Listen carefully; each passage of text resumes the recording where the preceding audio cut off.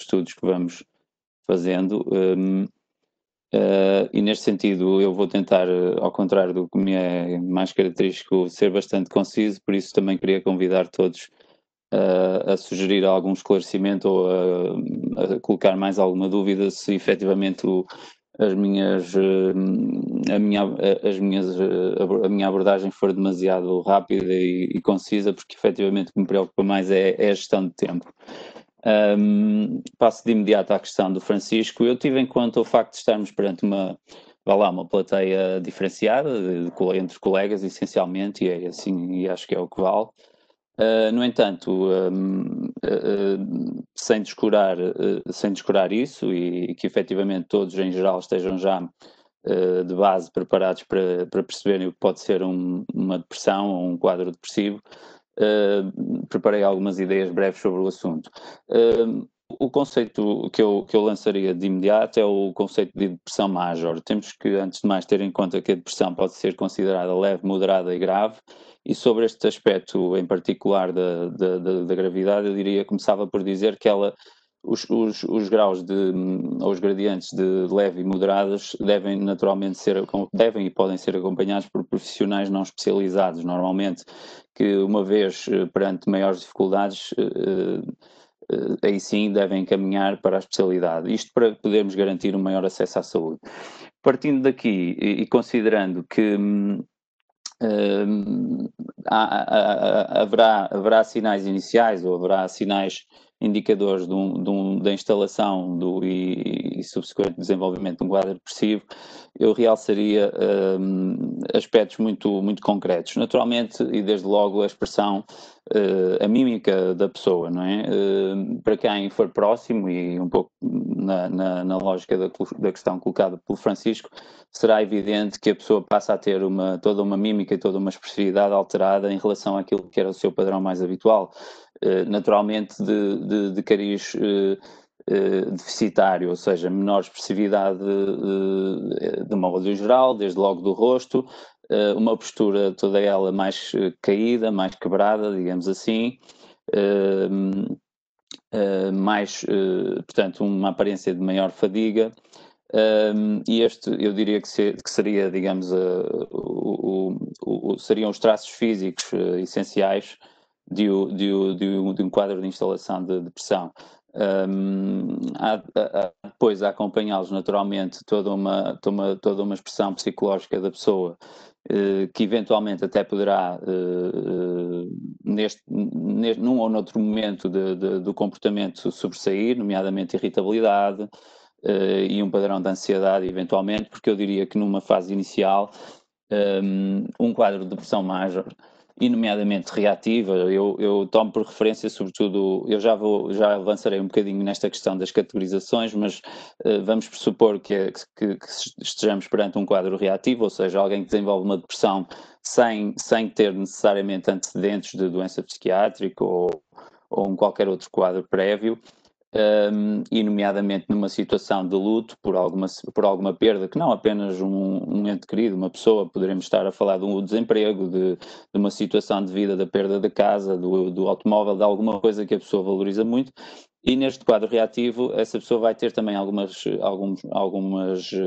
reações, para essa expressão, para essa redundância, nomeadamente psicológicas, de maior irritabilidade, menor tolerância a estímulos, nomeadamente estímulos adversos ou desafiantes, e vai, naturalmente, penso eu, de um modo geral, desenvolver um quadro também de ansiedade mais acentuada, que com o desgaste acumulado dos dias, tanto informará o quadro depressivo ou o humor depressivo que depois vai caracterizar o quadro de depressão major. Portanto, a par do humor depressivo, o outro aspecto ou outro critério clínico mais relevante nos que temos que considerar é a anedonia, portanto, a perda de interesse, não apenas nos aspectos diários da vida corrente e naqueles que seriam mais habituais da pessoa ou mais importantes para a pessoa, mas até na própria vida em si mesmo.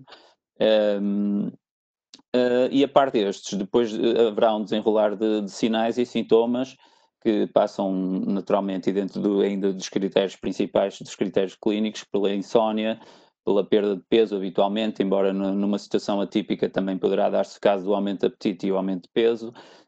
Todo um quadro de inibição psicomotora na linha do que já ficou dito. É raro, talvez mais nas crianças, pode surgir também agitação, mas normalmente o quadro que se instala é de inibição psicomotora, que passa por aspectos de menor. Portanto, é todo um padrão de funcionamento e de atividade diminuído da parte da pessoa.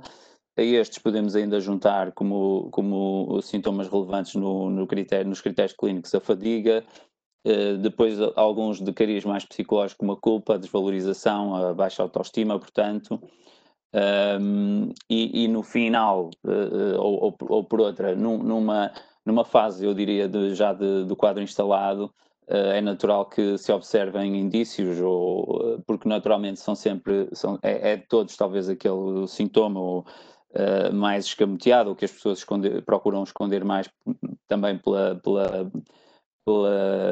censura moral, digamos, são as ideias de morte e as ideias suicidas, eventualmente algum comportamento nessa linha, portanto, também autolesivo.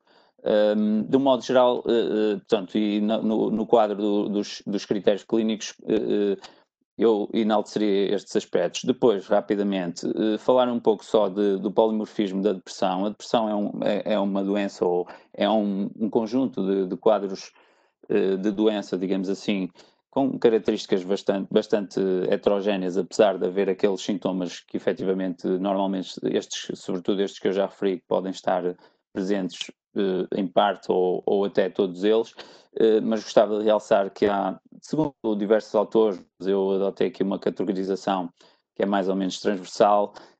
Portanto, é exógena, que já falei, que é sempre situacional, portanto, reativa a alguma situação adversa, e a partir desta desenvolve-se todo um quadro depressivo que não é normalmente proporcional à situação que o desencadeou. Há, digamos, a endógena, por oposição, ou seja, uma depressão de cariz genético, sobretudo na linha da doença bipolar também e da depressão unipolar. Podemos falar também na depressão psicógena, de cariz neurótico, ou seja, normalmente tem sempre alguma dimensão de personalidade por trás, ou seja, surge mais em pessoas já com algum transtorno de personalidade ou com alguns traços disfuncionais de personalidade, digamos assim, de linha neurótica. E depois podemos ainda ter uma depressão de cariz somatogéneo, ou seja, de enquadramento orgânico. Pode surgir até por indução de medicamentosa ou associada a outra doença. Portanto, serão as três grandes categorias. Depois os quadros naquilo que são as grandes classificações variam, portanto, são bastante diversos. E é isso. Voltando um pouco dos sinais e dos sintomas e pensando agora um pouco na nossa plateia mais especializada, ou portanto de técnicos, de profissionais. Eu acho que no papel de enfermeiros nós temos que valorizar sobretudo três grandes dimensões de sintomas. O humor depressivo, que eu gosto de chamar de tristeza vital, ou seja, tristeza vital na medida em que é uma tristeza que se instala e que portanto, domina o dia-a-dia da pessoa. Portanto, o humor depressivo é, digamos, a tónica.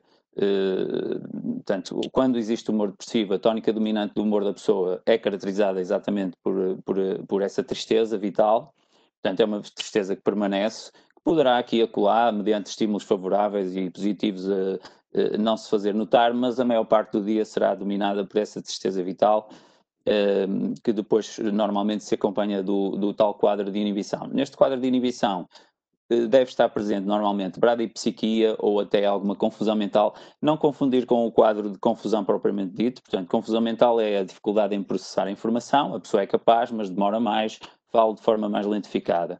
Toda uma atitude de apatia, ou todo um quadro de motor de apatia, e inibição psicomotora, e a juntar a estes poderá também surgir a despersonalização, que é um sintoma que eu diria que também surge muito quando o quadro já está perfeitamente instalado, digamos, e a pessoa sente e pensa para si, até eventualmente, se tem a oportunidade, verbaliza que não se reconhece a si própria. Portanto, isto pode tomar outros contornos mais específicos, mas essencialmente a pessoa começa a estranhar-se e a sentir que não é mesmo, ou que algo muito significativo na sua personalidade mudou. Para complementar estes dois, humor depressivo, portanto, e inibição, eu sugeri o conceito de negativismo, onde surge normalmente a baixa autoestima, a culpa, e sentimentos de culpa, sentimentos de menos-valia, portanto, todo um processo de pensamento muito envolto em ruminações negativas e, naturalmente, na linha do que já ficou dito, as ideias de morte e ideias de suicidárias, que depois podem então evoluir no sentido da decisão do comportamento suicidário, não é? E penso que seria assim um resumo o principal. Eu acrescentaria só que muitas das vezes, e sobretudo naquilo que diz respeito à diferença entre, vá lá, géneros, homens, mulheres, os quadros quem está na prática sente muitas das vezes esta diferença. Os homens são psicologicamente menos expressivos, talvez, em geral, que as mulheres, que normalmente deixam, digamos, escapar, deixam perceber mais rapidamente, eventualmente, sintomas, nomeadamente do foro psicológico. Os homens tendem eu diria, genericamente a ter uma apresentação do quadro depressivo de uma forma mais física, por vezes, mais somatizada até talvez, mas num caso e noutro o quadro depressivo também pode começar a instalar-se através, que faltou dizer, de processos de somatização, ou seja, dores de cabeça, dores musculares, associados também àquela inibição psicomotora, portanto, fenómenos até de natureza dermatológica, perdas de cabelo, portanto, alopécia, etc. Portanto, pode tomar imensas, até sintomas respiratórios, portanto, associados também a um quadro, muitas vezes, também de ansiedade mais marcada. Portanto, eu diria que, grosso modo, são estes os aspectos que ressaltam no início, no desenvolvimento do quadro depressivo. Depois, eu acho que também é muito relevante, e para terminar, o aspecto, digamos, relacional e social. Portanto, há todo um desinvestimento das relações, e é isso, eu penso que é um aspecto que se faz notar. Portanto, quem convive com a pessoa percebe que a pessoa que passa a estar desligada, não apenas no aspecto relacional, mas até do seu meio ambiente, do seu trabalho, digamos, se for o caso, no ambiente de trabalho. Portanto, em termos sociais, vai adotar comportamentos de evicção cada vez mais, de contactos sociais, de participar de atividades sociais, e penso que, portanto, ou seja, toda uma série de sinais de desinvestimento nas relações interpessoais. Penso que seja este quadro mais ou menos genérico e com os principais sinais e sintomas, portanto, caracterizam a doença. Ok, muito obrigado, Luís. Eu pegava numa das coisas que disse, quando caracterizaste os tipos de depressão, pegaria aqui na questão da depressão endógena, que se calhar é quase o parente pobre da forma como é vista a depressão. Porque é talvez aquele que é visto, talvez seja aquela que é vista com maior estigma, não é? Quando a depressão é reativa a um evento de vida, as pessoas ainda vão compreendendo em certa medida. Quando a depressão não tem uma causa, ou pelo menos não tem uma causa que seja muito, muito visível, aí sim o estigma torna-se muito maior, ou seja, ainda se ouvem muito aquelas expressões do tipo ela não quer é trabalhar, e ele não quer é fazer nada, portanto, e ele está assim, mas não sei porquê, porque tem uma vida muito boa, e portanto não tem razão nenhuma para estar assim, ele só sabe queixar, etc. E portanto eu pegaria nesta ideia da depressão endógena e do estigma associado à depressão, para passar a bola ao Amorim, no sentido de ele falar um bocadinho da literacia em saúde mental. Isto porque, como nós sabemos, o estigma associado à doença mental, e neste caso em particular à depressão, está muito, muito associado à baixa literacia em saúde mental que as pessoas têm, e Portugal não é exceção relativamente a essa realidade. Portanto, Amorim, que o desafio que eu te lançaria era que falasse um pouco acerca dos níveis de literacia em saúde mental que existem em Portugal. No teu estudo abordaste sobretudo os adolescentes, mas também se quiseres falar um pouco disso em relação à população em geral, digamos assim, agradecia-te. Peço desculpa. Estão a ouvir? Sim, sim. Ok, obrigado. Obrigado, Francisco. Então, em primeiro lugar, naturalmente gostaria de cumprimentar todos os presentes, nomeadamente os nossos colegas que constituem a audiência e que naturalmente por essa via se dispuseram a utilizar algum do seu tempo precioso neste webinar e discutir estas questões relacionadas com a psiquiatria e a saúde mental, na especificidade da depressão, tendo naturalmente como mote este Dia Europeu da Depressão. Claro, gostaria também de cumprimentar a ti e, por teu intermédio, endereçar os meus agradecimentos à Ordem dos Enfermeiros, especialmente, ou especificamente à esta especialidade de enfermagem de saúde mental e psiquiátrica, pelo convite e pela oportunidade então, de participar e contribuir com alguns dados e alguma reflexão para a discussão. Por fim, também, naturalmente, gostaria de cumprimentar os colegas da mesa. Enfermeiro Luís e enfermeira Rosa.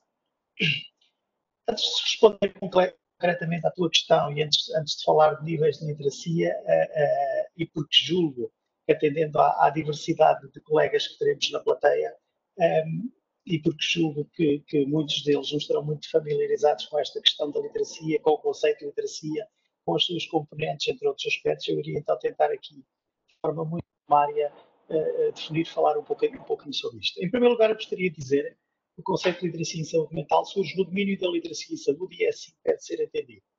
Portanto, como um dos domínios da literacia em saúde. O conceito surge na Austrália há cerca de 20 anos, portanto, e é da responsabilidade do professor António Iorma e da sua equipa, que originalmente o conceptualizaram como o conhecimento e crenças sobre as perturbações mentais que ajudam no seu reconhecimento, gestão e prevenção.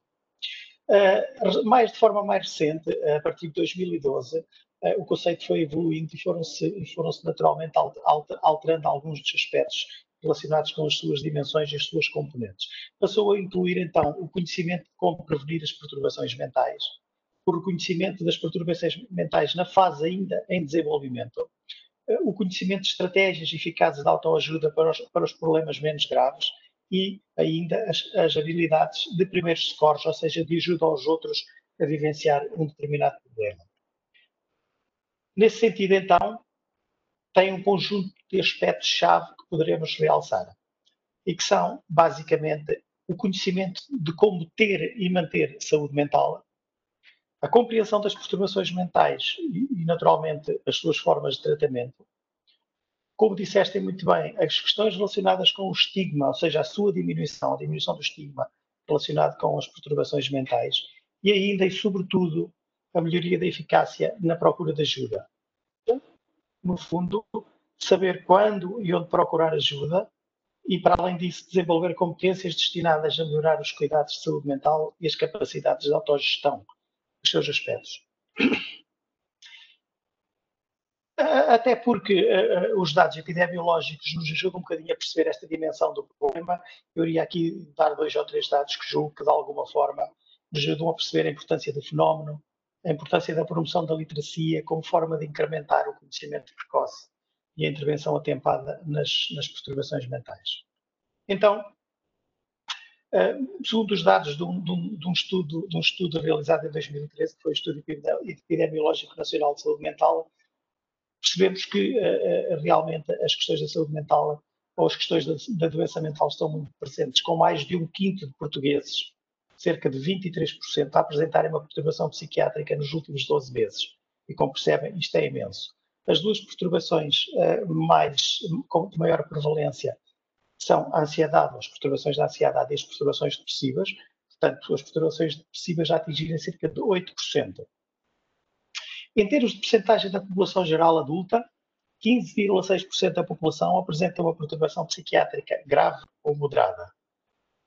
E os valores da prevalência em Portugal só são equiparados aos da Irlanda do Norte e estão muito acima da generalidade dos países europeus.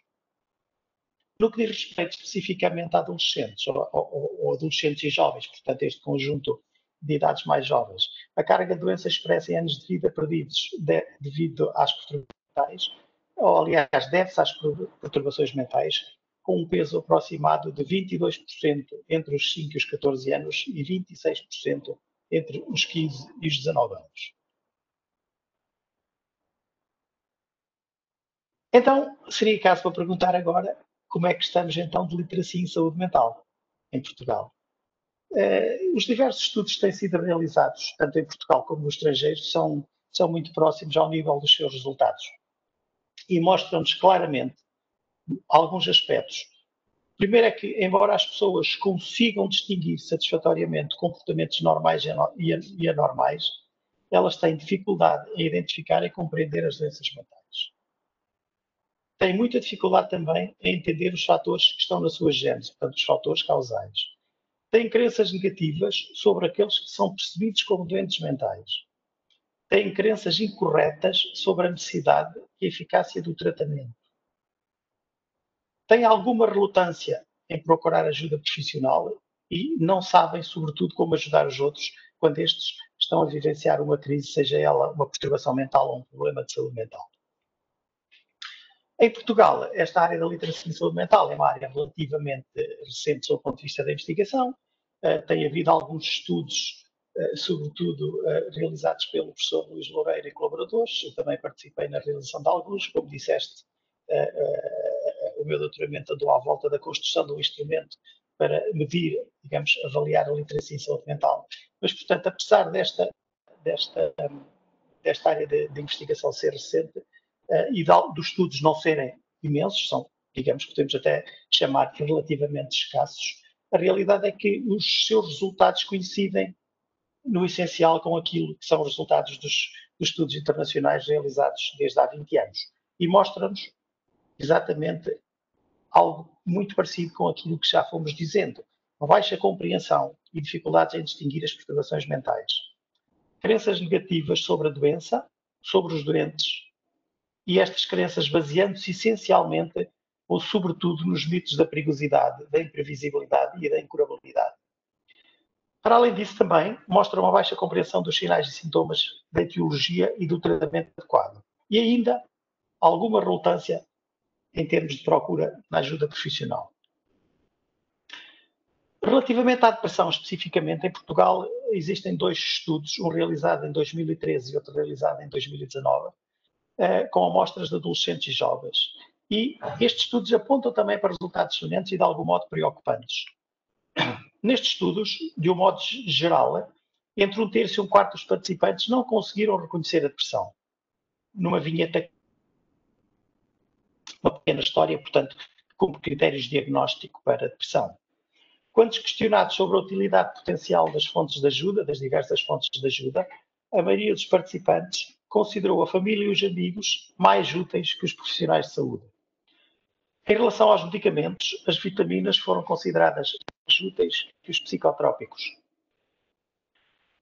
Quando questionados sobre estratégias de primeiros socorros em saúde mental, verificou-se que os participantes optaram predominantemente por estratégias de apoio social e encaminhamento passivo, ou seja, preferem ouvir, apoiar, compreender, acompanhar, do que tomar medidas proativas no sentido de encaminhar para a ajuda profissional. Falaste muito bem no conceito de estigma. O conceito de estigma, historicamente, tem sido considerado separadamente a definição de literacia em saúde mental. De qualquer forma, de forma progressiva tem vindo a ser integrado nas suas construções mais recentes, considerando a sua inter-relação com o conhecimento sobre as doenças mentais. Neste sentido, a falta de conhecimento é considerada como um precursor do preconceito, ou seja, das atitudes negativas que influenciam os comportamentos discriminatórios. O estigma é então considerado um dos principais obstáculos à promoção da saúde mental. Atua a diversos níveis, quer seja individual, familiar, social, escolar, em meios de comunicação, na comunidade, nas políticas sociais e em muitas outras variáveis. E é apontado como um dos fatores explicativos do atraso na procura de ajuda, ou seja, sobretudo os adolescentes, têm 2 aspectos que condicionam a sua procura de ajuda: o estigma e as questões da confidencialidade. E é ainda reconhecido como um preditor significativo da evolução e do impacto das perturbações mentais. Assim, como todos percebemos, é fundamental desconstruir, sobretudo, aqueles 3 grandes mitos da perigosidade, da incurabilidade e da imprevisibilidade associada aos doentes e às doenças mentais. Então, e para terminar, o que podemos fazer enquanto enfermeiros no sentido da promoção da literacia em saúde mental da população? Se considerarmos que melhorar a informação, as crenças e as atitudes sobre os problemas de saúde mental é, naturalmente, uma prioridade inquestionável e constitui-se como um pré-requisito para o reconhecimento precoce e a intervenção atempada, podemos considerar aqui, então, fundamentais um conjunto de aspectos. Por um lado, fornecer informação clara, fiável ou fidedigna sobre os diferentes aspectos relacionados com a saúde mental / com as doenças mentais. Divulgar e promover estilos de vida saudáveis. Esclarecer com o doente e com a família sinais e sintomas da doença. Facilitar o seu reconhecimento e a procura atempada de ajuda profissional e dos cuidados, ou seja, do tratamento adequado. Envolver cada um, ou seja, envolver a própria pessoa na discussão do seu projeto terapêutico e promover a adesão a esse projeto terapêutico. Garantir uma melhor utilização dos serviços de saúde. Empoderar a pessoa para a tomada de decisão em relação aos tratamentos disponíveis. Combater claramente o estigma, e todos nós temos uma função-chave no combate ao estigma. Desconstruir os mitos e preconceitos sobre a doença mental e promover uma melhor compreensão e aceitação destas situações. E ainda, construir um diálogo sobre a saúde e a doença mental, levando a participação da população em geral. Ou seja, tudo isto no sentido em que um maior conhecimento sobre as doenças mentais, um maior conhecimento sobre as fontes de ajuda, sobre onde procurar ajuda, sobre quem pode ajudar, naturalmente vão melhorar a procura de ajuda, sobretudo nestas camadas mais jovens, adolescentes e jovens. Isto porque, como dizia Kant, quem não sabe o que procura, não reconhece o que encontra. Terminaria por aqui. Muito bem, muito obrigado, Amorim. Pegando ali em algumas ideias que até foram levantadas pelo enfermeiro Luís, fazer aqui alguma relação entre a depressão e o suicídio, para fazer aqui a ponte para a Rosa, no sentido de dizer que a depressão mata, não é? Ou seja, ainda que indiretamente, é talvez as doenças mentais mais frequentemente associadas à morte, digamos assim. E todos nós achamos muito estranho quando vemos pessoas que têm uma vida excelente, ou pelo menos, presumivelmente, têm uma vida excelente, e que colocam termo à sua vida. Aliás, temos o caso relativamente recente do ator Pedro Lima, que colocou termo à sua vida, que é uma pessoa que aparentemente não teria grandes dificuldades, digamos assim, e que, no entanto, fez. Portanto, Rosa, a questão que te coloco é um bocadinho esta, que é: o que é que pode levar uma pessoa a cometer suicídio? O que é que pode levar alguém que tem uma depressão? Nem toda a gente que se suicida tem uma depressão, como é óbvio, mas o que é que pode levar alguém que tem depressão a cometer suicídio? Podes falar-nos um bocadinho sobre esta realidade?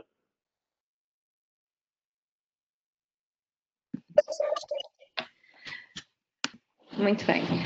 Claro que sim, Francisco. Começo por cumprimentar todos os presentes.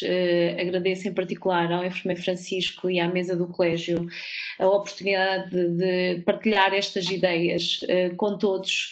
É uma missão que eu abracei com muito gosto e que espero estar à altura. Cumprimento ainda o enfermeiro Amorim, o enfermeiro Luís e naturalmente todos os enfermeiros que estão a participar neste webinar. São muitas questões, Francisco, vou tentar responder assim um bocadinho por partes. E quando me dizes na primeira questão que tem que ver com a relação entre a depressão e os comportamentos suicidários, efetivamente disseste muito bem, a depressão mata. Esta relação está amplamente estudada, e a relação entre depressão e comportamentos suicidários, sendo esta a entidade nosológica mais associada aos comportamentos suicidários.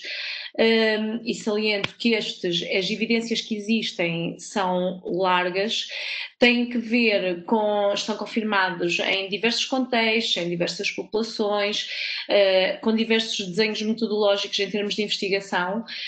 Provavelmente ao longo do tempo que falarei sobre isto irei reportar mais à população dos adolescentes, porque tem sido a população que tenho estudado mais e portanto é fácil que me encaminhe mais para essa área. No entanto, antes de abordar como é que um quadro clínico de depressão pode influenciar o comportamento suicidário, é para mim muito importante ressaltar que não existe nenhum estudo científico que possa prever ou que nos ajude a prever com infalibilidade a ocorrência de comportamento suicidário. Isto sim é um grande desafio que se coloca a todos, não há como prever a existência. Sabemos sim que existem fatores de risco, que existem manifestações clínicas, mas não só, que nos podem ajudar a fazer prever ou a avaliar o risco da existência de um comportamento. A nível internacional, existem alguns estudos que nos dizem que a depressão é responsável por 50% a 80% dos casos de suicídio praticados no mundo, e segundo a Organização Mundial de Saúde, este também é um dado muito conhecido, morrem anualmente no mundo 850 mil pessoas com perturbação depressiva por suicídio, ou seja, têm uma perturbação depressiva e adotam um comportamento suicidário que os leva à morte. Especificamente no que diz respeito aos adolescentes, também existem alguns dados, divulgados em Portugal, que nos dizem que dos adolescentes que se suicidam, 90% têm uma perturbação, uma doença mental, e destes, 60% especificamente têm depressão. Portanto, por aqui percebemos que os dados são alarmantes, são preocupantes, e levam-nos a ter uma atenção redobrada. Não é por acaso que a maior parte dos planos de prevenção se encaminham para a detecção o mais precoce possível de sintomatologia depressiva, sendo esta uma das medidas mais importantes a considerar ao nível da prevenção, porque efetivamente a relação é muito forte. Mas como é que se justifica esta relação?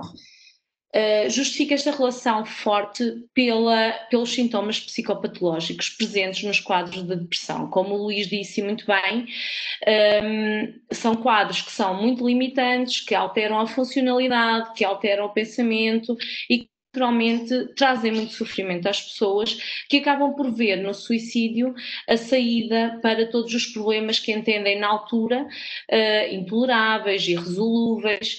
E, portanto, é muito importante que os enfermeiros sejam capazes de reconhecer estes quadros clínicos depressivos e que sejam capazes de perceber como é que eles se configuram e o que é que pode ser um sinal que encaminhe para um comportamento suicidário. Não vou demorar muito tempo a falar sobre esta questão dos sintomas da depressão, dos sinais e sintomas. Sabemos que envolvem uma interação de fatores orgânicos, psicológicos e ambientais grandes. O enfermeiro Luís falou sobre eles. Eu queria só deixar uma ressalva em relação à depressão na adolescência. Sabemos que está associada a dificuldades nas relações interpessoais, sabemos que tem a especificidade de apresentar déficits no desempenho escolar, o aumento do risco para o abuso de substâncias também é um elemento muito importante a ter em consideração quando fazemos prevenção, mas também o comportamento agressivo, como o enfermeiro Luís disse muito bem, também a atividade sexual inadequada e, naturalmente, a adoção de comportamentos suicidários de gravidades dentro dos vários graus de gravidade. Sabemos que a depressão na adolescência é uma entidade que está subdiagnosticada e isto lança-se-nos um desafio de estar mais atentos e de ser capaz de identificar mais os sinais e de fazer este diagnóstico. Tem manifestações clínicas específicas, como as que vos falei anteriormente, e é caracterizado por uma questão muito importante que os enfermeiros, ao nível dos cuidados de saúde primários, normalmente estão muito atentos, que tem que ver com as queixas físicas múltiplas, que muitas vezes estão a camuflar, são sinais subtis, que estão a camuflar a depressão e que acontecem porque uma das características da adolescência é, da maior parte, é a sua incapacidade para comunicar emoções e pensamentos negativos. E daí expressam-se por queixas físicas múltiplas que acaba por se perceber que não têm justificação e que estão sim a camuflar esta perturbação depressiva. Ainda assim, quero muito dizer que nem todas as pessoas com perturbação depressiva têm comportamento suicidário. Percebemos pelas percentagens que eu vos falei há bocadinho que existe uma franja que não está e não justifica o comportamento suicidário, não existe aqui relação, e portanto é muito importante que os enfermeiros estejam capazes de detectar as vulnerabilidades, os fatores de risco, os fatores de ausência de fatores de proteção. Quando eles existem é muito bom, temos que os potenciar, quando eles não existem é mais complexo e estes sim poderão contribuir para a adoção de comportamento suicidário. Relativamente à questão que o enfermeiro Francisco me colocou e que tem que ver com o que pode levar uma pessoa com depressão a cometer suicídio, Pronto, como já vos falei, acho que é perfeitamente entendível que o conjunto de sintomas manifestados nestes quadros clínicos de depressão, quer nas mais variadas idades, mas especificamente na adolescência, acabam por se constituírem como fatores de risco muito importantes que são determinantes muitas vezes na nossa atuação, porque é algo, e a depressão é algo para o qual temos um conjunto de estratégias de intervenção que são uma mais-valia e que, atuando sobre eles, iremos estar sempre a prevenir o comportamento suicidário. Em relação aos sinais de alarme, como falei há bocadinho, existem muitos, especificamente falava um bocadinho nestes porque são muito comuns, apesar de nós, isto porque muitas das pessoas, 60%, 70% das pessoas que se matam, avisaram que iam fazê-lo. E avisaram muitas vezes por sinais mais subtis, mas outras vezes com comentários acerca da morte ou do suicídio, preparativos para a morte, por exemplo, a doação de objetos pessoais de elevado valor sentimental, as cartas de despedida são muito comuns. Existe um conjunto de sinais que são muito importantes e para os quais devemos estar atentos, porque temos a noção que as pessoas não dizem, e esse é um dos mitos, não, as pessoas muitas vezes avisam. Contudo, e como também disse há bocadinho, a nossa capacidade de previsão, a nossa incapacidade de previsão infalível deve-nos alertar para estar atentos a tudo. E muitas vezes a nossa atuação pode ter que ser mesmo perguntar. E perguntar à pessoa deprimida se pensa em adotar um comportamento suicidário, contrariamente a um dos mitos que existia até há bem pouco tempo atrás, irá permitir-lhe reduzir o seu isolamento, irá dizer-lhe que há alguém preocupado com a sua dor, que a compreende e que pode ajudá-lo a ultrapassar esse momento menos bom. E daí deixo este desafio aos enfermeiros que sejam capazes de perguntar às pessoas se elas pensam adotar algum comportamento suicidário, porque estarão a abrir uma porta de intervenção e de apoio. Quanto à exclusividade se o suicídio é exclusivo de pessoas que sofrem de depressão, não, pronto, como já vimos, existem outros critérios.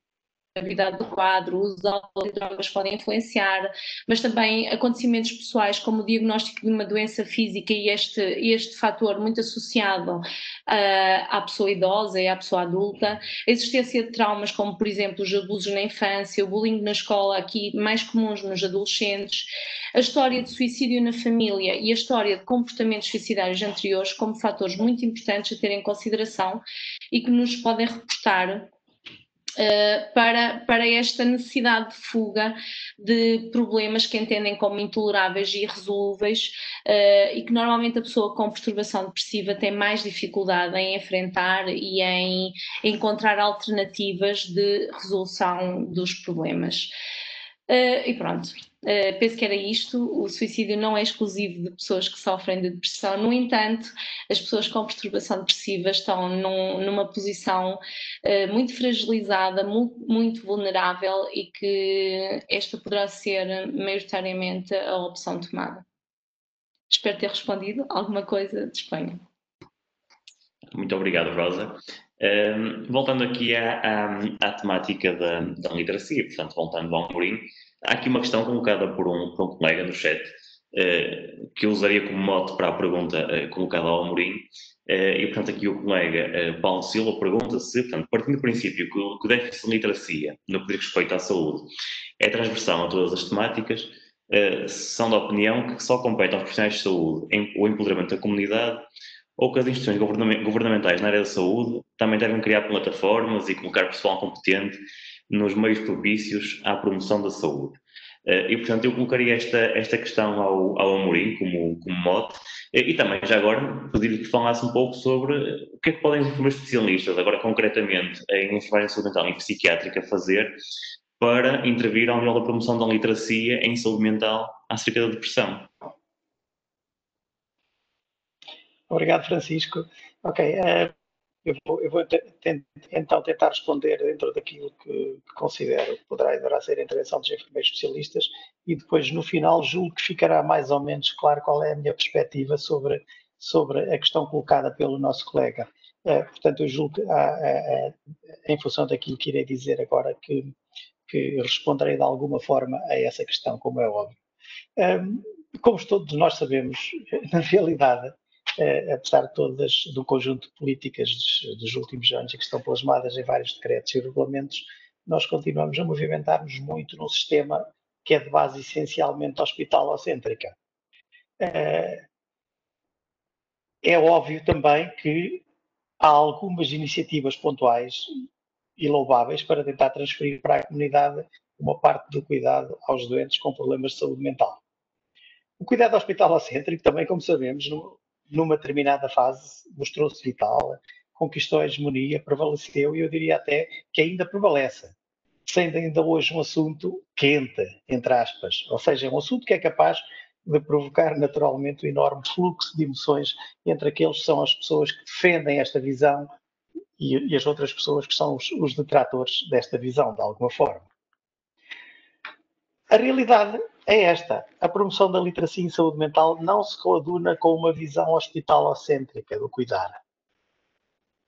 Para promover a saúde mental é preciso sair do hospital. E, enquanto elementos fundamentais no pensamento da saúde coletiva, os gestores, naturalmente, entre os quais estarão os enfermeiros gestores, não é? Deveriam, com toda a certeza, compreender que o princípio organizador devia ser, portanto, o de manter a saúde antes de tratar a doença. Ou seja, promover a saúde antes de que a pessoa adoeça. E caso ela adoeça, ela tenha um conhecimento que lhe permita, num curto espaço de tempo, procurar a ajuda adequada. Portanto, isto numa lógica assistencial de cuidado de base territorial e comunitária. Eu diria que é nesta lógica de cuidar, de forma a manter a saúde antes de tratar a doença, que se enquadram todas as dinâmicas de promoção da literacia em saúde mental, enquanto forma de melhorar os conhecimentos e as crenças sobre as questões relacionadas com a saúde mental. Isto, naturalmente, traduzir-se-á na prática por comportamentos adequados de procura de ajuda, com minimização de risco, permitindo muitas coisas positivas, entre as quais eu destacaria: permite aumentar a probabilidade de que as metas de desenvolvimento sejam atingidas, sejam alcançadas, sobretudo quando estamos a falar de adolescentes e jovens. Permitiria, naturalmente, deter a progressão da doença e permitiria ainda melhorar a qualidade de vida dos indivíduos, aqueles que já têm uma doença mental instalada, estabelecida, quando esta permanece inalterada, mesmo apesar das intervenções de tratamento.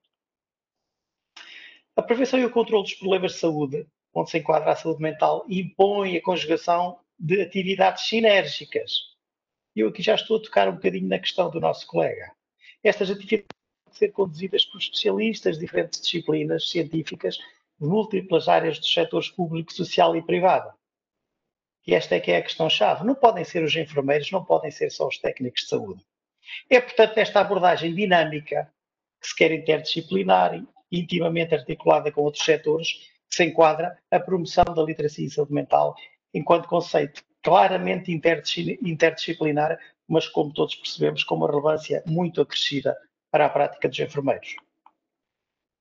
Basta-nos olhar para o regulamento de competências do enfermeiro especialista de enfermagem de saúde mental, que assim, em termos de síntese, nos mostra inequivocamente e nos diz de forma inequívoca que os enfermeiros, no domínio da prestação e gestão de cuidados, participam em iniciativas de promoção da saúde mental e prevenção da doença, coordenando, implementando e desenvolvendo projetos de promoção e proteção da saúde mental, prevenção das perturbações mentais na comunidade e grupos, e implementando programas de promoção da saúde mental em locais de trabalho, em escolas, entre outros sistemas, bem como programas de intervenção precoce. Isto é basicamente promover a literacia em saúde mental. Como já vimos anteriormente, já o disse quando falei há pouquinho, vários estudos, tanto nacionais como internacionais, têm mostrado que os níveis de literacia são baixos e colocam a tónica na necessidade de desenvolver programas específicos, com intervenções a meio escolar, mas também a utilização de estratégias mais inovadoras, mais acessíveis, e acessíveis sobretudo a estas populações mais jovens, adolescentes e jovens. Portanto, estamos a falar de estratégias com envolvimento de novas tecnologias. Estas estratégias, nas quais, quer queiramos, quer não, os enfermeiros especialistas deverão ter um papel ativo, são determinantes na promoção da literacia, sobretudo quando se trata de populações mais jovens, que, como sabemos, são o grupo de maior incidência das perturbações mentais e o que menos contacto tem com os sistemas de saúde, evidenciando ainda e naturalmente, como já foi dito, uma grande relutância em procurar ajuda profissional especializada.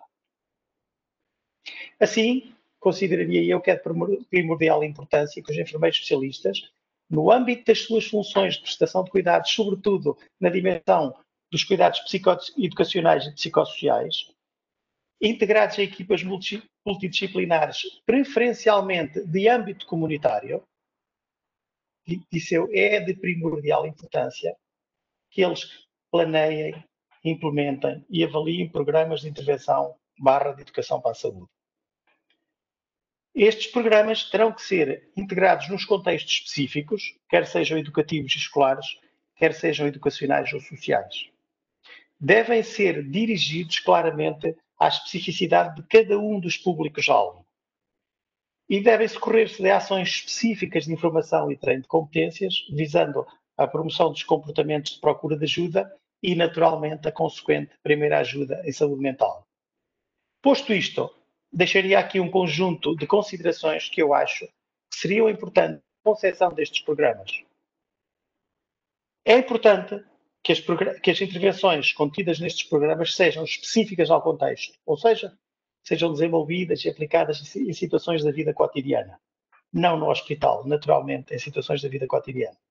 Sejam adequadas ao estadio de desenvolvimento de cada um dos públicos-alvo, ou seja, de cada um dos indivíduos. Que sejam efetivamente integradas nas estruturas sociais e organizacionais existentes, como sejam as escolas e as organizações comunitárias. E, naturalmente, isto requer políticas também. Deverão ser pesquisados, comparados, eventualmente adaptados a alguns programas de promoção da literacia e saúde mental já existentes. Temos alguns em Portugal que todos conhecem, como Felizmente, Saudavelmente, o Vírus para a Saúde Mental, etc. Portanto, estes programas já existentes deverão ser naturalmente pesquisados, ou seja, recolhidos, adaptados, caso seja necessário. As intervenções, quando desenvolvidas nos ambientes educacionais, como sejam, por exemplo, as escolas, devem usar estratégias que envolvam familiares, educadores e os próprios estudantes, de forma a impactar simultaneamente as necessidades de literacia e saúde mental de todos estes atores. Isto até poderia pensar-se dentro de uma estrutura de currículo comum. Considerando que há estudos que relacionam a literacia em saúde / literacia e saúde mental e os resultados em saúde, através do uso das novas tecnologias, mostrando claramente a sua contribuição significativa para a mudança de opinião sobre as questões ligadas à saúde mental e para a procura de ajuda, é fundamental que se explorem as novas tecnologias para a implementação dos programas. É de considerar que a internet providencia um mecanismo para oferecer suporte neste âmbito e que os jovens são os principais utilizadores das novas tecnologias de informação e comunicação, possuindo uma atitude extremamente positiva para com os websites, e estes, naturalmente, constituem uma ajuda efetiva na aquisição de conhecimentos de assuntos relacionados com a saúde. Para além disso, tem uma série de benefícios que incluem, entre outros, facilidade de acesso, potencial de suporte pelos pares, inclusão de indivíduos que habitam em zonas isoladas, a confidencialidade, a privacidade, entre outros. Finalmente, os enfermeiros, na promoção da literacia em saúde mental, ou seja, na utilização de programas específicos com esse objetivo, têm naturalmente que terem atenção à importância da avaliação da eficácia destas intervenções e, para isso, têm que recorrer, têm que usar instrumentos adequados e psicometricamente robustos e que permitam, de alguma forma, monitorizar qual é o efeito das intervenções que estão a praticar.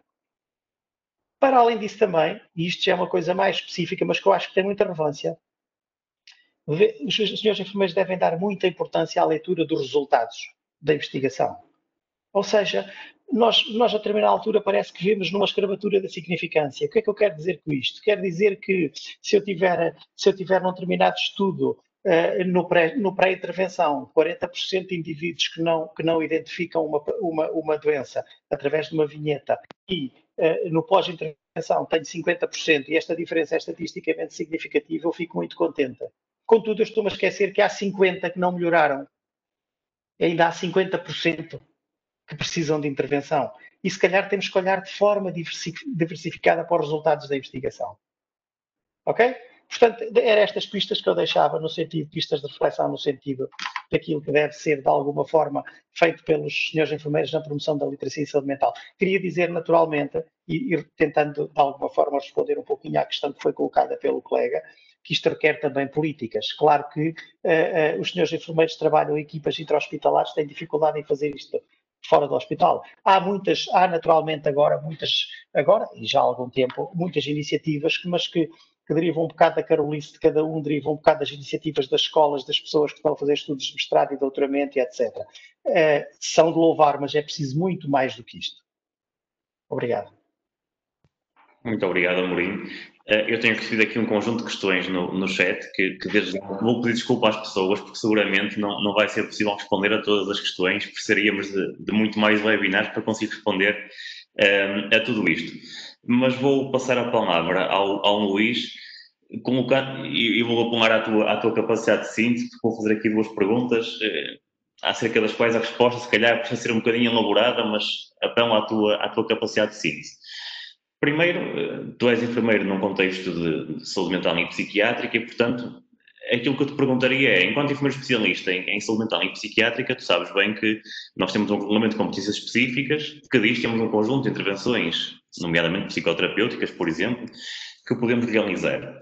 No entanto, também sabes que os contextos nem sempre são favoráveis, digamos assim, por diversas razões, à realização desse tipo de intervenção. E, portanto, a primeira questão que te colocaria é: que barreiras são estas? Que obstáculos são estes? E o que é que podemos fazer para contornar isto e ser mais úteis para as pessoas?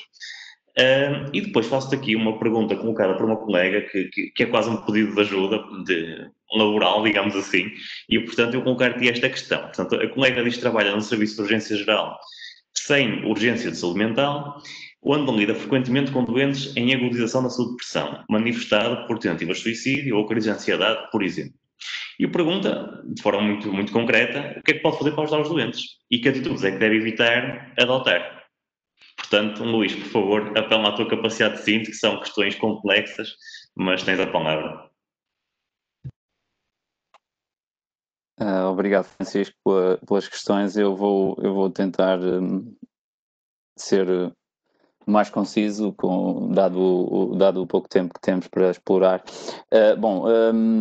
Eu se calhar ia primeiro então à segunda questão, por uma lógica digamos, de sentido.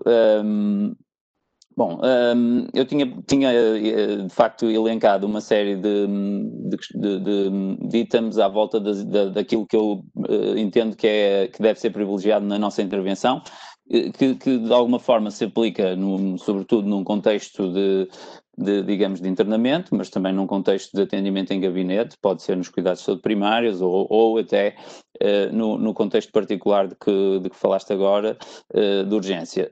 Naturalmente que no contexto de urgência, portanto, há esse conceito prévio, a urgência, ou seja, tudo acontece a um ritmo mais acelerado, tudo exige uma resposta mais imediata e, naturalmente, as estratégias têm que ser altamente incisivas.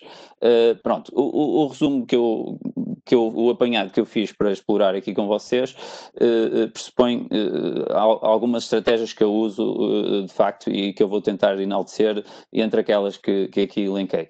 Antes de mais, eu gostava de realçar que aquilo que eu entendo ser a minha prática é orientado por princípios que decorrem da psicologia humanista, que tanto teve como precursor Carl Rogers e depois muitos outros sucessores. E um deles, eu diria, é um autor mais recente e que tem livros específicos, 2 volumes, em concreto, que é o Charles Four, não é? E eu gostaria de realçar estes 2 autores, porque acho que quem quer que esteja neste nosso domínio tem que ter algum conhecimento tanto da literatura produzida por estes autores e por outros autores neste domínio. Depois, entendo que é importante vencermos de uma vez por todas o paradigma intelectual, ou seja, a tónica no conhecimento, na dimensão cognitiva, intelectual das pessoas, dos seres humanos. Depois de tantas décadas em que se falava sobretudo do QI, temos que pensar cada vez mais, e eu diria até de antemão, no QE, ou seja, na inteligência emocional. E mais à frente no que disser talvez vá complementar esta minha ideia. E depois, então, tentarmos definir uma série de estratégias muito concretas e incisivas que passam, que apesar de poderem ser feitas de forma, eu diria, minimamente, ou que sejam feitas de forma minimamente sistematizada, minimamente metodológica, é difícil nos nossos contextos, e depois falarei um pouco dos obstáculos à nossa prática, à nossa intervenção psicoterapêutica, é difícil, como dizia, levar à prática de uma forma perfeitamente sistematizada ou metodológica. Portanto, concretizando, aquilo que eu procuro fazer, antes de mais nada, em alguém que está naturalmente transtornado, perturbado, nomeadamente num enquadramento depressivo e até com os tais sinais e sintomas de cariz autoagressivo, autolesivo, suicidário, se quisermos, é, antes de mais, ir pela via dos inputs físicos, digamos assim. Eu acho que é por aí que tudo começa. Nós captamos o ambiente à nossa volta através dos órgãos de sentidos, e isso tem uma dimensão física inequivocamente. Portanto, não indo mais longe, controle respiratório. Desencadear uma ou duas estratégias muito fáceis, muito imediatas de controle respiratório, porque normalmente quando estamos emocionalmente transtornados, inclusive num ambiente como é o de agora, de estarmos expostos, a nossa respiração começa a ficar um tanto periclitante, pela ansiedade que temos, etc. E, portanto, muito mais em alguém que está perturbado, que está transtornado, isso se faz sentir. Portanto, o que eu costumo usar é, naturalmente, vamos dizer, uma educação para a respiração consciente, não é?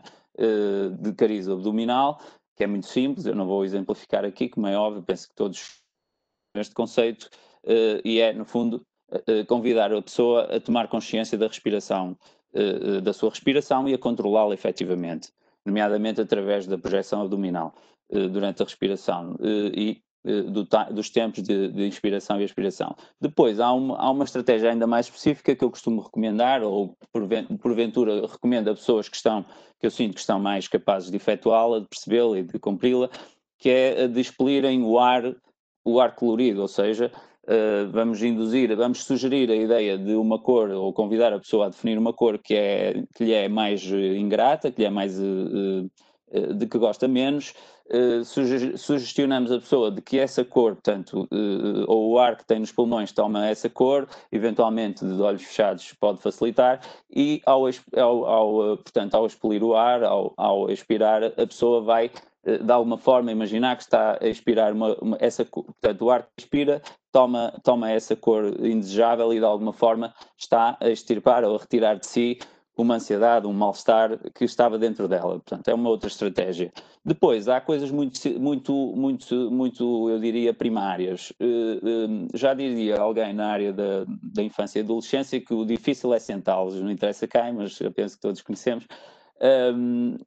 Portanto, a pessoa que está sentada está naturalmente predisposta a adotar uma atitude de maior acalmia.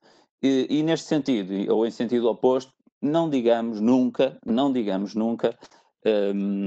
acalme-se ou tenha calma, porque quando nós estamos a dizer isso, estamos a dizer à pessoa exatamente para ter mais um motivo de preocupação, ou seja, estamos a chamar à razão ou a tornar consciente que a pessoa está a perder o controle, eventualmente, ou está numa situação de vulnerabilidade e até de eventual crítica social, porque ninguém gosta de estar exposto, e muito menos de uma forma que se presta a críticas. Portanto, há só uma via de acalmar as pessoas, é dizer o que é preciso fazer, como é o caso do exemplo da respiração, ou outras formas, sentar a pessoa, convidá-la a um ambiente mais tranquilo, ter sempre e a todo tempo uma atitude calma. Nós é que temos que ter essa atitude calma, porque nós sabemos que aquilo que nós fazemos em nós, os comportamentos que adotamos são contagiosos, e eles depois refletem-se também nas pessoas à nossa volta e com quem estamos a interagir, e nomeadamente de forma especializada e diretamente, e portanto, e focada. Pode ser útil também caminhar, fazer um pouco de movimentos, porque isso ajuda também a pôr em marcha os músculos e a circulação, e naturalmente daí advir um maior relaxamento em termos musculoesqueléticos. Eu costumo convidar também os doentes, nomeadamente quadros depressivos, que tendem a estar muito parados, tendem a estar muito recolhidos na sua ansiedade, nas suas angústias, a caminhar, e eu costumo chamar-lhe fazer piscinas no corredor, portanto, andar para trás e para a frente periodicamente, para não estarem por demasiados intervalos excessivos demasiado parados. E depois, em termos práticos, se calhar não tanto na urgência, mas às vezes pode surgir ali a oportunidade, até num gesto de personalização do cuidado, porque depende, eu acho que o cuidado deve ser sempre o mais possível personalizado em função da pessoa que temos à nossa frente, da profissão que tem, da maneira como dos gostos que tem, que eventualmente se percebem na conversa que vai surgindo. Portanto, convidar a pessoa a fazer qualquer atividade, e nomeadamente no internamento, gosto de convidar os utentes, embora o internamento não ofereça, este é um dos obstáculos, por exemplo, não oferece grandes recursos para a ocupação, para terapia ocupacional, digamos assim, não de uma forma pouco sistematizada, mas não deixa de o ser se for bem feita. Ocupar as mãos para libertar a mente. É um conceito antigo, que vem na linha da arte-terapia, e que eu acho que resulta muito bem, porque todos percebemos que enquanto estamos ocupados a executar algo em que estamos naturalmente focados e que nos diz e que nos motiva de alguma forma, não estamos a ruminar e não estamos as ideias negativas, não estamos a viver a nossa angústia e o nosso sofrimento marcado. E pronto, indo ainda um pouco atrás à questão da colega, eu gostava de realçar o conceito de rapport. O rapport não é senão a capacidade de estabelecer uma relação de confiança que se prevê que vá dar os seus frutos, neste caso terapêuticos, digamos assim. Esta relação de confiança deve partir de pressupostos também muito básicos, nomeadamente do lado dos profissionais. Uma coisa que eu noto que isto é uma coisa que eu reflito há muitos anos, nós enfermeiros e eventualmente outros profissionais, mas nós sobretudo, partimos para o cuidar de uma forma muitas vezes impessoal. Nós não anunciamos o nosso nome, nós chegamos perante a pessoa, sabemos o nome dela porque estava no quadro, no processo ou isso, e imediatamente tratamos a pessoa, até podemos eventualmente perceber qual é a forma como gosta de ser tratada, este é outro aspecto essencial. Mas até nem dizemos quem somos, simplesmente a Barata e o nosso crachá apresenta-nos, ou o nosso cartão de profissional, e muitas vezes nem dizemos o nosso nome. Quando em qualquer outra situação social, a primeira coisa que se faz é alguém apresentar-nos, ou nós próprios dizermos o nosso nome. E acho que é por aqui que começa. Depois, algo que também resulta na sequência disto é tentar rapidamente, ou na medida do possível, introduzir alguns estímulos positivos, procurar saber alguma informação relevante, se a pessoa trabalha, o que faz, se tem, portanto, que apoio tem, que familiares acompanham, quem é o cuidador de referência, portanto, e procurar entrar no domínio e na perspectiva da pessoa, das vivências mais pessoais da pessoa que está à nossa frente, do doente, da pessoa, do utente, e explorar um pouco essas dimensões da pessoa, esses aspectos. Complementar isto, eu acho que há um conceito que é fundamental, que é o de escuta, naturalmente, o de escuta ativa, se quisermos, que deve fazer-se acompanhar naturalmente por uma atitude de compreensão empática. Eu até prefiro este termo, compreensão empática, porque reforça o sentido da empatia ao termo simples, ou à noção simples de empatia, porque empatia é algo bastante complexo, não é algo tão simples assim. Há pessoas que têm mais vocação para usá-la, para naturalmente pô-la em prática, há outras que nem tanto, mas isso pode-se melhorar. Eu creio que sim, que pode ser uma competência, digamos, que nós podemos dominar cada vez mais, com a prática, com o estudo, com o treino, embora naturalmente alguns de nós estão mais vocacionados para ela do que outros. Portanto, nesta compreensão empática, nesta escuta ativa, é importante que em tudo o que façamos mantenhamos a todo tempo uma observação plena da pessoa e uma atenção dirigida plena. A pessoa vai perceber isso, quer pela nossa mímica, quer pela nossa expressão verbal. E na nossa expressão verbal eu queria realçar uma estratégia muito simples que se chama reformulação. Reformular não é mais do que repetir com algumas nuances. É óbvio que não vamos tornar-nos papagaios de repetição, não é? Mas eventualmente dizer, portanto, fazer a síntese da ideia principal que a pessoa transmitiu. Eventualmente na questão suicidária, que é uma das mais difíceis de abordar e que devemos fazer sem preconceito, sem receio, sem temor, porque as pessoas que precisam, que têm esses sintomas, precisam de falar deles e ao contrário do que se pensa muitas das vezes, sentem-se à vontade, quando há um clima de confiança, sentem-se à vontade e precisam de veicular essas ideias de morte, essas ideias de suicidárias. E como dizia, portanto, a questão da reformulação, a pessoa, vamos dizer, deixa transparecer por expressões indiretas isso mesmo, e nós podemos dizer algo do género: se bem percebi, ou quer isso dizer que está-me a falar de que tem pensado na morte, ou que mais valia a pena desaparecer ou morrer. Ou então, se a pessoa concretiza, podemos naturalmente ser ainda um pouco mais incisivos nos termos e falar mesmo em comportamento suicidário, etc.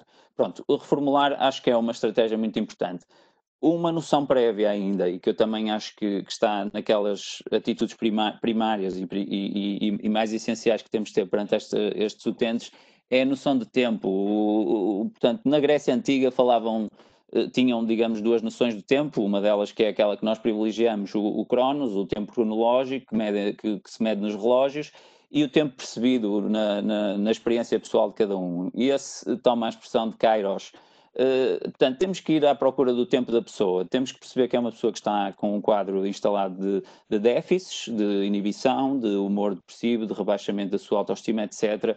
Pretende isolar-se, recolher-se, e a forma como comunica é genericamente lentificada, retraída, e portanto é importante que demos sinais inequívocos à pessoa de que estamos ali disponíveis a tempo inteiro e que temos tempo para ouvi-la. Sobre os obstáculos, eu vou ser muito resumido, eu teria aqui mais uma ou duas sugestões sobre estratégias, mas vou avançar. Portanto, ficou a faltar só falar numa delas muito rápido. Fazer perguntas mais do que dar conselhos. Evitem ao máximo a lógica de counseling fácil. Se calhar devia tentar isto ou fazer aquilo. Não. Façamos perguntas indutivas. E nesta situação, o que é que acha que resultou melhor? E já experimentou fazer aquela situação e que resultado teve? Portanto, descobrir com a pessoa, na circunstância pessoal e particular, que tipo de soluções ela própria escolhe para si própria e pensa que podem ser melhores. Desculpa interromper-te. Como o Cronos não para, se me importares, vou-te interromper aqui neste ponto. Sim, à vontade, Francisco, à vontade. E a questão dos obstáculos, posso para a Rosa. Até porque houve aqui uma colega, obrigado Luís. Obrigado eu. Aqui uma colega, a enfermeira Ana Damas, que falou aqui da questão também das intervenções específicas, no fundo, do enfermeiro especialista em saúde mental, e que disse, no fundo, que os colegas, ela trabalha no serviço de psiquiatria em tratamento de adultos, centram muito a sua ação ainda na intervenção psicofarmacológica, e quase gostaria de mudar um bocadinho este paradigma, e pergunta como é que podemos ajudar a que esse paradigma seja alterado.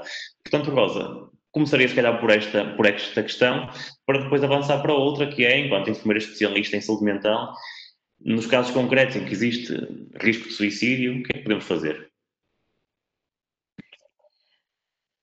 Muito bem. Apareceu aqui alguma coisa? E então, eu vou tentar responder à colega.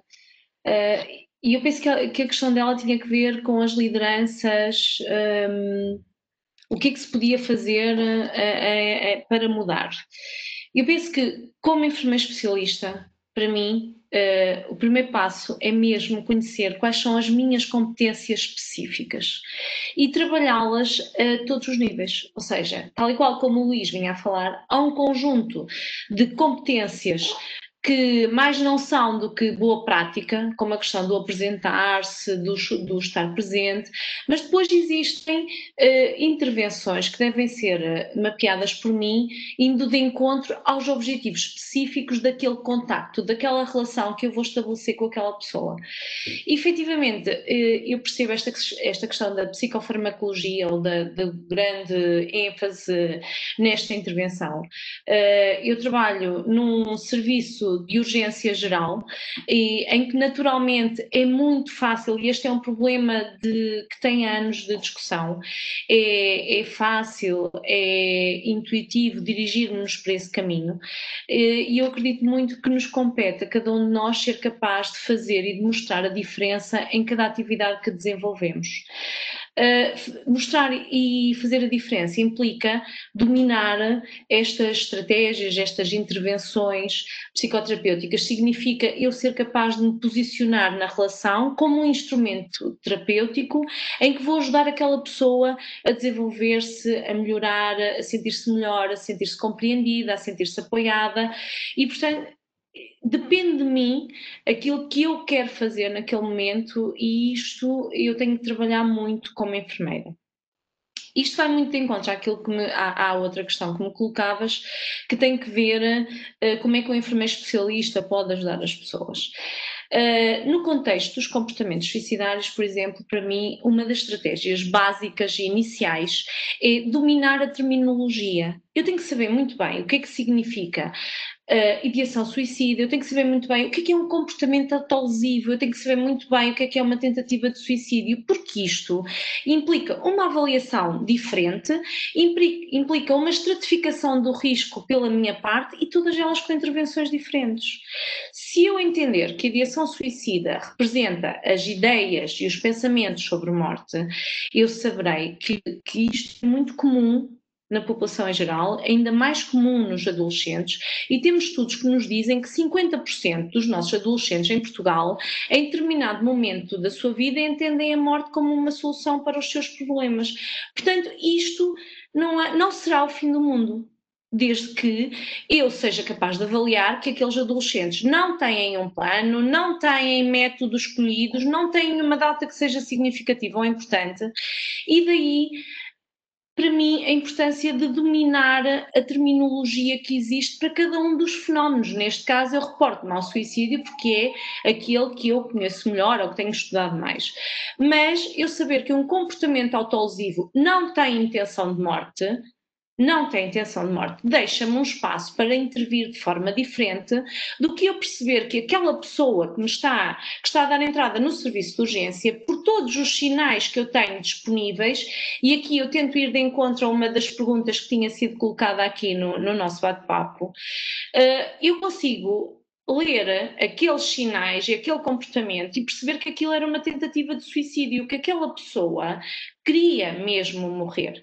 Ela desencadeou, tinha intenção de morte, adotou um método letal, tinha uma data que era significativa, deixou uma carta de despedida e, portanto, são sinais muito claros que, nesta situação, eu tenho aqui um risco elevado de suicídio e a minha intervenção tem que ser completamente diferente.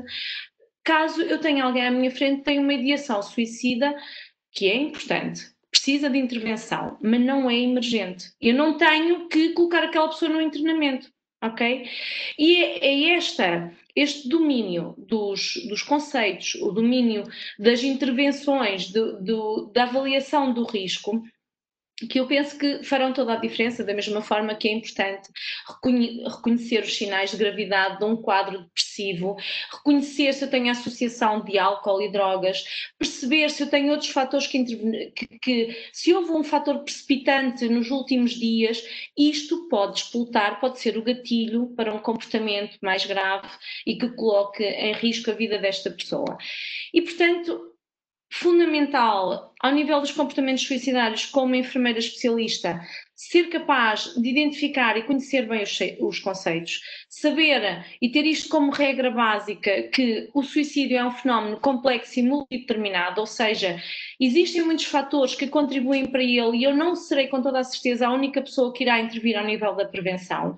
Sendo complexo, sendo multideterminado, sei que existe um espaço para outras áreas, outros profissionais, nomeadamente a educação, a parte laboral, todas elas terão que se unir na prevenção dos comportamentos e, portanto, acredito que as estratégias de prevenção de suicídio a todos os níveis da prevenção, primária, secundária e terciária, e aos senhores enfermeiros também é muito importante perceber o que é que podem fazer em cada uma delas e o que é que elas significam, devem incluir a todos os níveis a colaboração e integração de múltiplos setores, sociais, educação e por aí fora.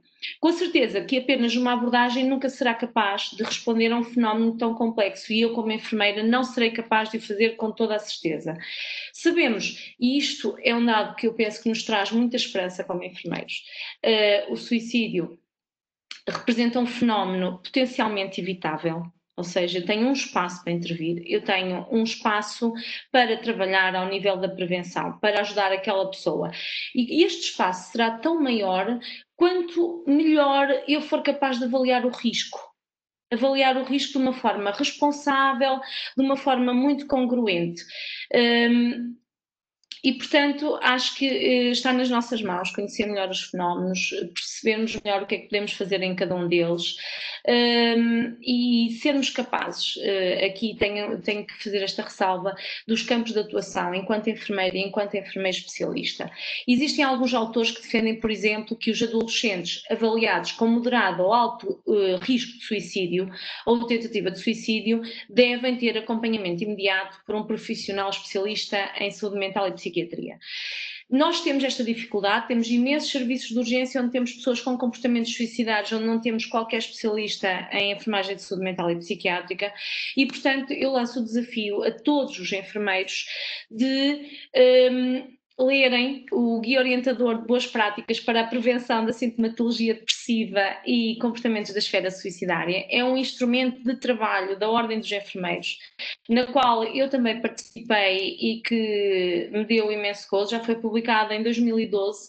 No entanto, tem um campo de atuação que eu tenho a certeza absoluta que não será específico dos enfermeiros especialistas, mas que tem que ver com todos os enfermeiros. Algumas atividades são muito claras, o Luís falou sobre elas, mas valorizar a percepção e o comportamento do indivíduo é algo crucial para eu estabelecer uma relação, para eu me aproximar daquela pessoa e para eu poder compreender em que momento é que ela optou pelo comportamento.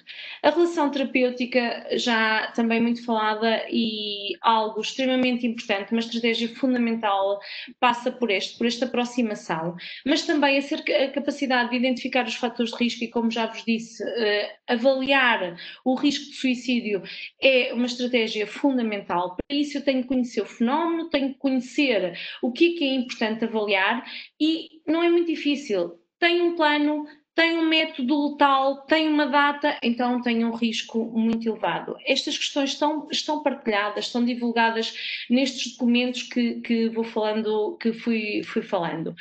Também avaliar o estado mental e adotar estratégias de intervenção em crise. Promover a esperança. Sabemos que os quadros depressivos, que são os que têm relação mais forte com os comportamentos suicidários, são muito caracterizados pela desesperança. Por isso, se eu, enquanto enfermeira, for capaz de encontrar estratégias para promover a esperança, para dizer àquela pessoa que ela tem recursos e habilidades e que ela poderá ser capaz de as mobilizar e que eu estarei ali para ajudar, com toda a certeza eu irei ter aqui uma estratégia que, não sendo específica dos especialistas, podendo não ser, poderá ser adotada e trabalhada diariamente. Identificar as pessoas afetadas pelo comportamento também é muito importante. A intervenção sistémica é crucial, é mais do que evidente ao nível, ao nível científico que o envolvimento de pais, de pessoas significativas, são muito importantes na prevenção e na gestão do risco de suicídio e do comportamento. E também uma coisa que os senhores enfermeiros, que eu acredito muito que podíamos rentabilizar mais em serviços de urgência e em cuidados de saúde primários em todo lado, que tem que ver com a continuidade de cuidados. No estudo que eu desenvolvi recentemente com adolescentes, este é das maiores dificuldades que eles apresentam, sentem-se desamparados. E a continuidade de cuidados é algo muito importante que deve ser promovido por nós. Sabemos que mais de 50% dos adolescentes que recorrem com comportamentos suicidários a serviços de urgência não vão encaminhados para ninguém, quanto mais para cuidados, serviços especializados, e portanto isto é uma estratégia simples, que não sendo específica dos especialistas, é muito importante ser tida em conta. Para os especialistas, eu reservava o desafio de trabalharmos intervenções psicoterapêuticas estruturadas, sistematizadas, validadas. É um caminho complexo que estamos todos a tentar percorrer, mas, e eu sinto alguma responsabilidade neste campo e não vou descartá-la, mas trabalhar estas intervenções sistematizadas, e é o que eu tenho tentado fazer, e fiz recentemente com a construção de um programa psicoterapêutico de prevenção em suicídio, neste caso dirigido a adolescentes, mas com a ressalva que pode ser adaptado a outras populações e a outros contextos.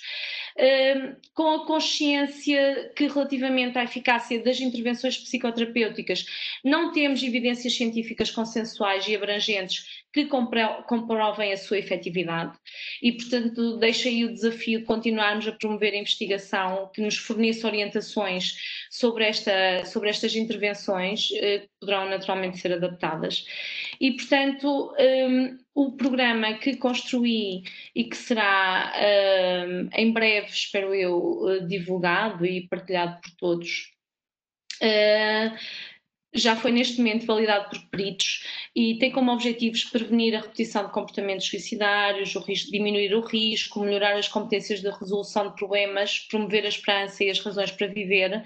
Trabalha todas estas questões ao longo das 10 a 15 sessões com que acabou por ficar preparado, com o envolvimento naturalmente da família desde a primeira sessão, mas mais especificamente com intervenções psicoeducativas específicas para si, com avaliação inicial, no final e em follow-up, também é algo muito importante nestas intervenções. E, portanto, para a nossa intervenção, quer enquanto enfermeiros, quer enquanto enfermeiros especialistas em enfermagem de saúde mental e psiquiátrica, acredito que é fundamental estarmos capacitados para identificar e intervir, e tal só será possível pelo nosso investimento na formação, no treino, não só ao nível da psicopatologia, mas também, neste caso específico, ao nível da suicidologia. E pronto, penso que era isto que eu tinha para partilhar convosco. Estou disponível para vos responder àquilo que me colocarem e pronto. Muito obrigado, Rosa. Só para terminar, já estamos praticamente, aliás, já passamos o tempo, só começamos ligeiramente mais tarde por questões técnicas.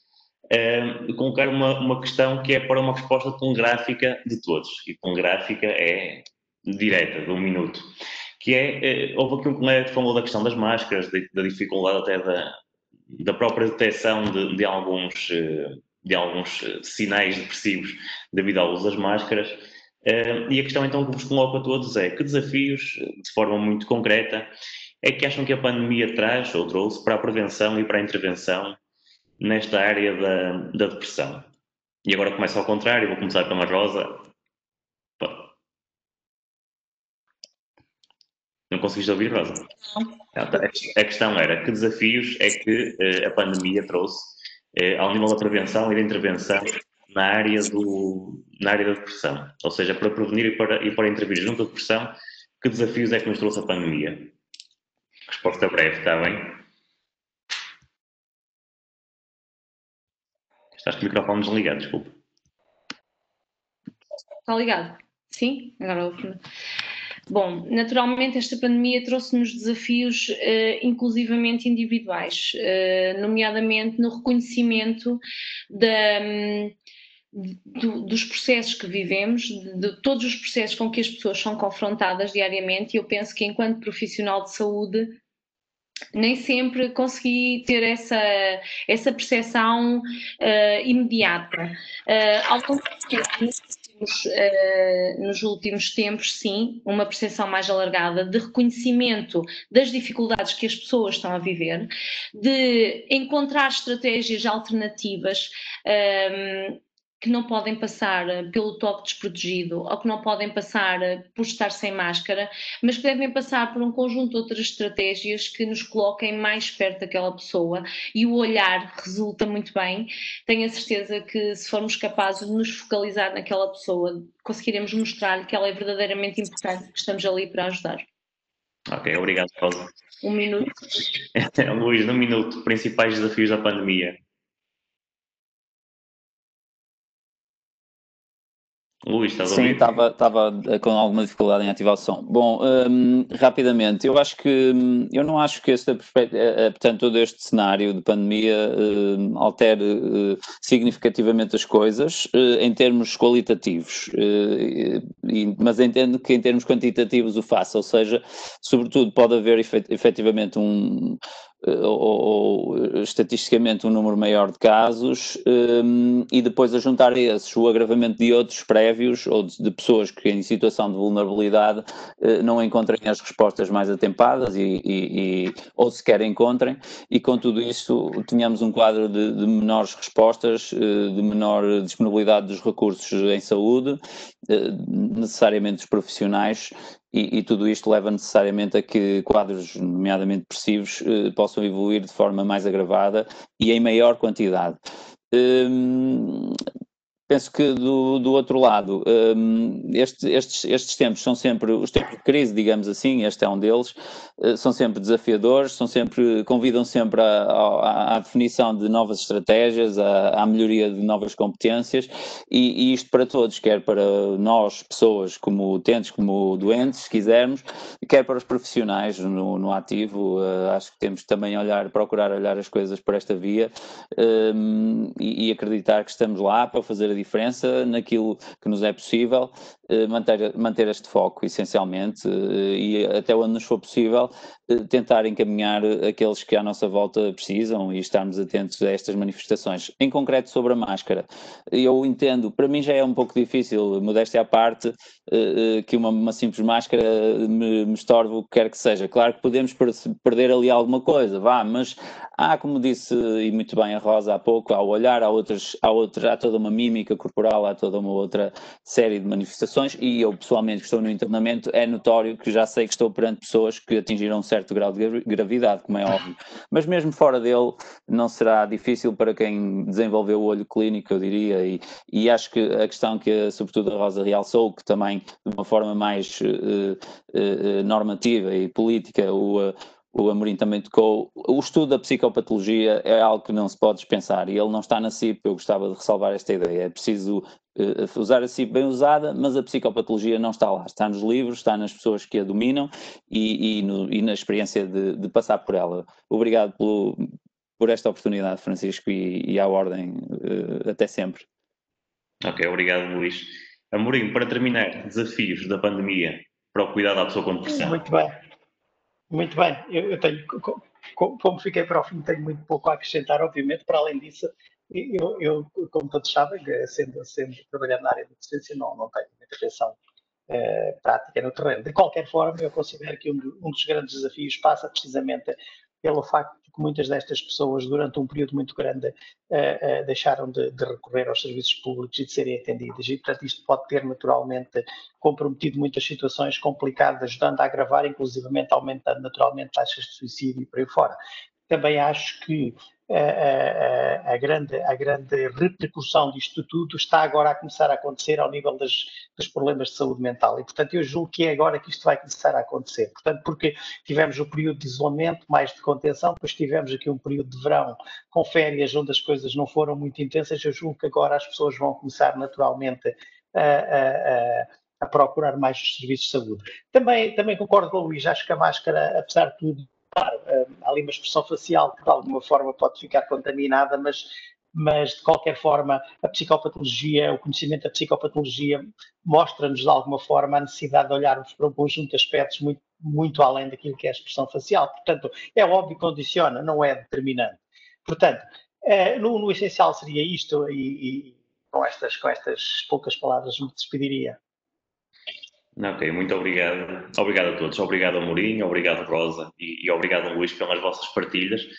Obrigado sobretudo porque as vossas partilhas foram muito centradas na prática clínica, ou seja, foram muito transponíveis para aquilo que são conselhos verdadeiramente aos enfermeiros para poderem agir junto de pessoas com depressão. Eu acho que os webinars só fazem sentido se depois tiverem esta vertente prática, ou seja, se de facto forem úteis para os enfermeiros, não forem apenas meras exposições teóricas, mas também um contributo efetivo para a prática clínica.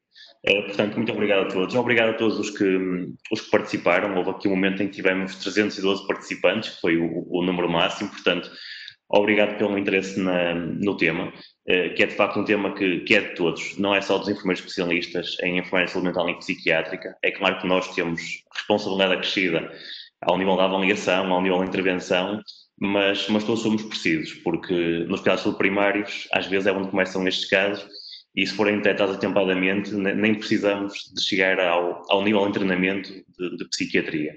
Portanto, obrigado também mais uma vez à Ordem pela oportunidade de realizar este webinar. E pronto, e terminamos por aqui, agradecendo a todos a vossa atenção. Muito obrigado e uma boa noite para todos. Boa noite. Boa noite. Boa semana. Adeus, boa noite para todos. Bom trabalho. Bom fim de semana. Só a partir da manhã. Podemos desligar? Podem sim. Obrigado.